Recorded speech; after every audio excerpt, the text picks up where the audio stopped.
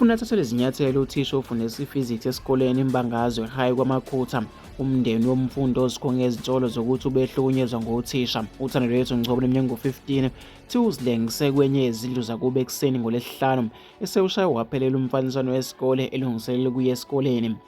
Kuthiwa utholwe elinye ilungu lomndeni ebeliyobheka okuthile kule ndlu lazithela phezu kwakhe lenga lazisa amanye amalungu omndeni. Unina kamufi uNkosazana Nokulunga Ngcobo uveze ukuthi ngoLwesine ebusuku uThando umxoxele waze wakhala esho ukuthi akasafuni ukufunda i-physics. Uthe okungenani angamane ayofunda kwa-general. Ngimbuzile isizathu sokuthi wayeke efuna ukushintsha umqondo wathi-ke akasathandi ngoba-ke sizomhlula isifundo sakwa-physics. Kusho uNkosazana Ngcobo uthe kumkhathazile emoyeni ukuthi kungani indodana yakhe ishintshe umqondo ekubeni ibihlala iculo uma iqeda isikole ifuna ukuba unjiniya noma ifuna ukuba unjiniyela.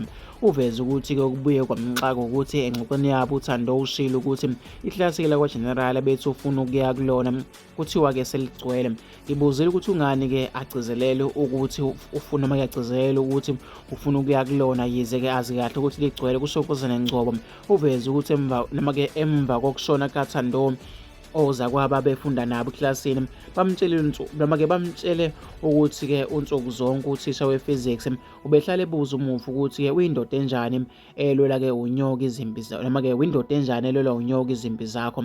Ngesikhathi-ke ngiyolanda ireport likamufi kuvalwe-ke isikole nyakenye uthisha wakhe wa-grade 9 wangitshela ukuthi kukhona-ke okuphambene ngamamaki kaThando.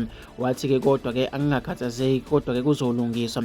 Ereportini wayephasile-ke kuthe-ke ngosuku lokuqala lokuvula kwesikole wathola ukuthi umiswe emnyango usuku lonke wangangeniswa eklasini le physics. Chaza uNkosazana Ngcobo uthe-ke watshela uthisha wakhe wa-grade 9 ucingo embuza ngalokhu kodwa-ke waphendula ngokuthi akeze-ke ngakusasa esikoleni uThando konke-ke sekulungisiwe. Ngesonto-ke lokuvula kwesikole uThando ubebukeka ekujabulela ukuyofunda i-physics aze axoxe-ke ngamatemu e-physics uma-ke ebhala i-homework. Ngixakile-ke ngoLwesine uma eseshintsha isigubhukane esethi yena akasayifuni-ke i-physics aze yakhala izinyembezi. Kusho uNkosazana Ngcobo uthe-ke ufuna umnyango wezemfundo uphenye ngezinsolo ezishiyoza kwabo bakaThando okholakala ukuthi-ke ziholele ekuzibulaleni kwakhe.